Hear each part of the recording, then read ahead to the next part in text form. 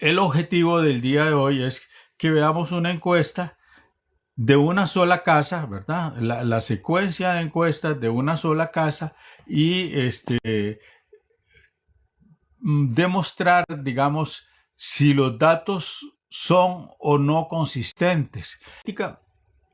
Hay partidos políticos que la pagan, pero a veces ellos mismos las hacen, entonces son muy inciertas. Usted sabe que cada uno de los partidos tiene un comando que lleva, digamos, sus afiliados, el crecimiento del partido, y siempre si usted va a ver las cifras que ellos tienen, siempre son muy beneficiosas para ellos, ¿verdad? Entonces, lo cual es absolutamente normal porque el ser humano es por naturaleza subjetivo, ¿verdad? Es decir, siempre creemos tener razón. Pero entonces entrémosle ya ahora sí a las encuestas de Opol. Y es interesante porque entonces tenemos datos de antes de que iniciara la campaña, ¿verdad? La campaña inicia el 1 de octubre del 2025. Entonces tenemos 2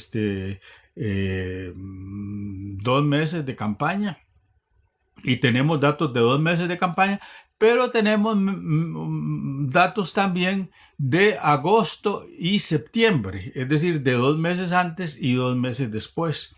Y entonces eso es lo que nos permite, digamos, hacer como una valoración de qué es lo que puede estar pasando en Costa Rica y si los datos realmente son fiables, lo que tenemos hasta el momento, y luego ver qué pudo haber pasado con algunos candidatos que empezaban a apuntar muy bien y que ya hoy día, digamos, han tenido caídas estrepitosas. Porque ese fenómeno estadístico, digamos, es muy importante en encuestas electorales, ¿verdad? Veamos las encuestas. Evidentemente, todavía en la primera etapa, el mes de agosto, estaba definiéndose aquello del partido de Claudia Dobles, ¿verdad? De si iba a ser una coalición, de si iba a ser el PAC, ¿verdad?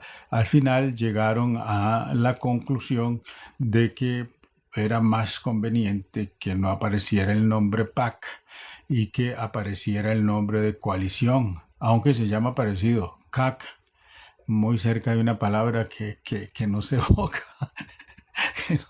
que nos evoca otras cosas. Bueno, el CAC de Claudia Dobles ya en la encuesta de agosto aparece. Y aparecía con un 4%. Eso, digamos, como son cifras pequeñas, las podemos ir reteniendo para luego tratar de ir precisando. De esta encuesta, el marco general que yo quiero mostrarles es que es curioso. Digamos, ya desde antes, el declive de los partidos políticos grandes. Y cuando digo los partidos políticos grandes, hablo de el Partido Liberación Nacional y el Partido Unidad Social Cristiana. Ya tenían estadísticas que nunca habían presentado, digamos, en la historia electoral de Costa Rica. Yo he revisado y he hecho estudios con mis estudiantes, digamos, de lo que llamábamos, digamos, como la simiente de esos partidos, y por eso les hablo de que el partido generalmente le aportaba al candidato un 30%, ¿no? Es decir, una vez que usted era candidato de esos partidos, usted sabía que al menos iba a tener un 30% del electorado. Y ustedes lo pueden ver en los triunfos y lo pueden ver en las derrotas. Siempre perdieron, digamos, por márgenes por encima, digamos, de esa cantidad de 30% o ajustado al 30% o cercano al 30%, ¿verdad? Entonces, eran partidos, digamos, que tenían ese voto firme, un 30% firme, digamos, e incluso, digamos, porque hay que hacer esa diferencia. Liberación Nacional nunca cambió. El partido se funda un 12 de octubre de 1951, participa en las primeras elecciones, justamente el candidato es don José Figueres Ferrer en 1953, gana esa elección. Esa elección tiene algunos datos importantes, pero la ganó con un porcentaje muy alto, ¿verdad? Gana con un 65% por ahí, gana esa elección. Básicamente la oposición, estamos hablando de que es el tiempo, en realidad, posguerra civil, ¿verdad? Entonces, digamos, Liberación Nacional ha sido a lo largo de la historia un partido muy estable. A lo largo de la historia ha sido un partido muy estable. No así, digamos, la oposición. La oposición tuvo muchos nombres, ¿verdad? De hecho, el primer nombre, digamos, y el primer partido que la gente tiende a citar es el Unión Nacional. Pero el Unión Nacional, recuerden ustedes, que en el año 48 firma ese acuerdo con José Figueres, y fue directamente con José Figueres, el Unión Nacional, para que se fundara la Segunda República y se estableciera esa junta de gobierno. Entonces el Unión Nacional no era visualizado como un partido realmente opositor a Liberación, fue parte de una alianza estratégica, ¿verdad? Digamos, para mí, digamos, la oligarquía empieza a organizar un partido, ¿verdad? Con la llegada de Calderón Guardia de México en el 59 y participa ya en el 62, muy rápido, pero ya estaba, ya tenía después de Mario Echandi, digamos, empieza a organizarse un poco esa oposición, digamos, a Liberación, que después negocia con la misma Liberación, un poco la alternancia en el poder, y sobre todo en la Asamblea Legislativa las negociaciones fueron más rápidas, es decir, ir, digamos, por determinadas metas, ¿verdad? Y entonces, digamos, ahí los datos electorales, pues sí, reflejan, digamos, que hubo alternancia, pero no así alternancia en el poder, digamos, legislativo, ¿verdad? Y en verdad, yo con toda sinceridad sí les puedo decir, el patrón electoral de Costa Rica de 1953 al 2022 se mantuvo muy estable, ¿verdad? Sí, hubo rupturas. Yo, por ejemplo, los datos. Entonces, los datos sí nos demuestran que la llegada de Rodrigo Chávez a la presidencia de la República significó tanto para la Unidad Social Cristiana como para el Partido de Liberación su sepultura. Así. ¿Por qué? Bueno, notablemente uno ha notado que el conflicto es mayor con con Liberación Nacional, por una razón, porque desde la Asamblea Legislativa actual es donde se han creado los impedimentos para que Rodrigo pueda implementar políticas económicas y sociales en Costa Rica. No lo ha dejado la fracción de Liberación, que siempre ha dominado el Congreso. Y la Unidad Social Cristiana, a veces dividida, a veces en bloque, también lo ha hecho, ¿verdad? Y entonces, esto es lo importante de esto, la lectura popular es que ambos partidos han sido cómplices de un gobierno que pudo habernos, digamos, llevado a posiciones económicas mucho mejores, digamos. Si con todo lo que le han impedido hacer, digamos, al menos ha logrado, por ejemplo, en la última conferencia de prensa, le comunica a los sectores del sector público que después de 5 años va a haber un aumento. Y a mí me hace gracia porque cuando yo pongo eso, la gente dice, sí, pero es un 1%. Sí, un 1%, pero si usted gana 800,000 pesos, no es un 1%, ¿verdad? Es un 1% multiplicado por la base de su salario, ¿verdad? Entonces, aquí la gente es vamos a ver, siempre le anda buscando pelos a la sopa. Que quisiera que entrara con un aumento de un 5%, si no lo hay, comprometer al país. Un 1%, 1.5 es lo que se puede pagar. Y ya eso compensa en parte, digamos, el país no tiene inflación, que es el impuesto más caro. Que los productos han subido, eso no, ya no es culpa del presidente de la República, eso es culpa de las casas importadoras. Y eso es trabajo de cada uno de nosotros, estar denunciando por qué los productos están tan altos. Y para eso hay una oficina de control de precios. Pero aquí la gente no quiere hacer nada, quiere que la plata le llegue y vivir muy felizmente. Solo en el campo donde la gente lucha por la platita, más que tal vez en las zonas urbanas o los funcionarios públicos que saben que cada quincena y cada fin de mes reciben su salario. Igual los que somos profesores sabemos que entonces la gente se vive quejando porque eso es un país somos un país de llorones, ¿verdad?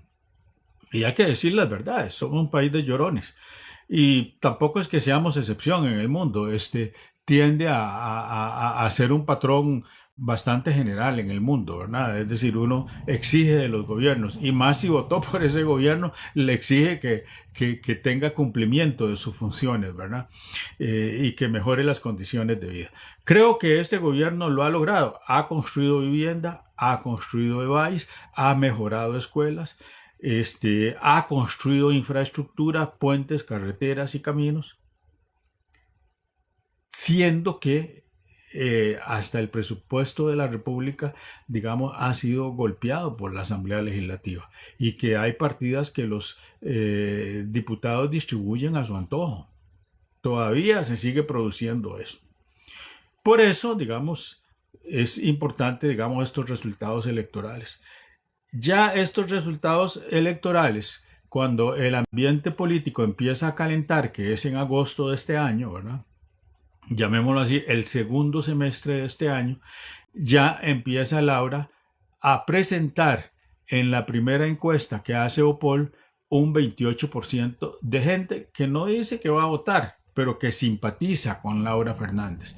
Pero ahí sí llamaba mucho la atención porque se empezaba a rumorar de que bueno, estaba planteada la elección de Álvaro Ramos en Liberación Nacional, y vean el número de votantes, 8% del electorado, o sea, no llegó nunca al 30% y no ha variado porque tuvo en agosto un 8%, en septiembre bajó a un 7%, en octubre a un 7%, en noviembre un 7%.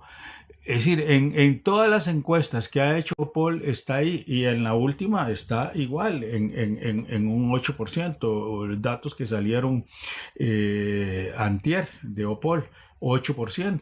Entonces, digamos, ¿qué perfila una encuesta de esta naturaleza? Perfila, digamos, que Laura Fernández, sin haber empezado la política, tenía un 28%. Pasa en una segunda encuesta a un 32%, y más bien en periodo electoral bajó un punto a un 31%, pero lo recupera con fuerza en noviembre con 38%, ¿verdad? 38%, que es lo que tiene actualmente. ¿Qué es lo que no quieren decir las casas encuestadoras?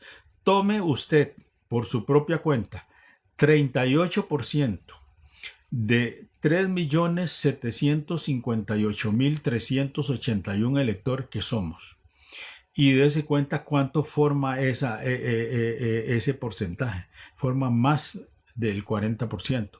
Laura Fernández, con esa cifra de 38%, está ganando, porque una cosa es la cifra de una encuesta y otra es la cifra del padrón electoral.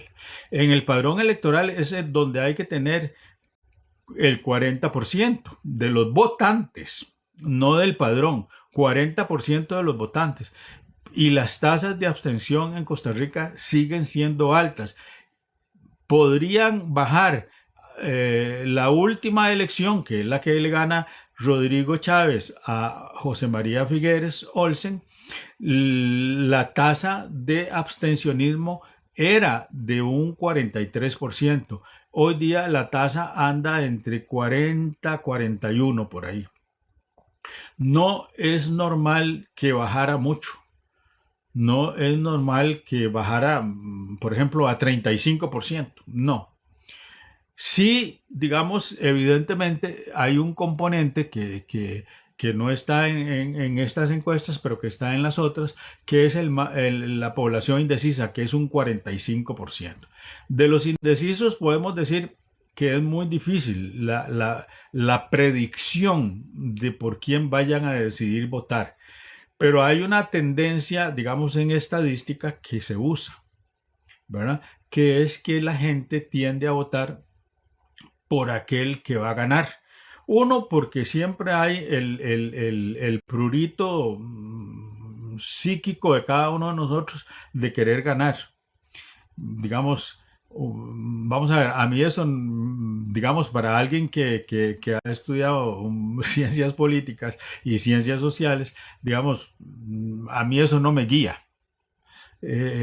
Puede ser que a lo largo de la historia de mi vida no haya ganado ninguna elección y eso tampoco me preocupa. Aunque la predicción que he hecho siempre ha sido la acertada, pero no voy a ir a votar por el partido que va a ganar. Voto por el partido que reviso el programa de gobierno y que me parece el más satisfactorio, ¿verdad? Entonces, eso es, digamos, interesante. Digamos, en estos momentos el ritmo de mantener, digamos, de mantenerse este comportamiento electoral, Laura Fernández estaría ganando en primer turno. Ahora, en estadística usted no puede hacer las proyecciones de las encuestas a, digamos, los datos reales, porque todavía queda camino que recorrer y, digamos, lo primero que requerimos para que esto se dé es que haya paz social en el país. Cualquier conflicto, cualquier escaramuza, cualquier pleito rompe con el marco, digamos, de tranquilidad en que se realiza la elección y altera los factores. Ahí estamos ante la presencia de un cuadro que nos dibuja muy claramente cómo los partidos tradicionales de Costa Rica después del 48 se derrumban, emergen nuevas fuerzas y vamos con convicción por una nueva Costa Rica más abierta, más amplia, más democrática. Nos seguimos viendo.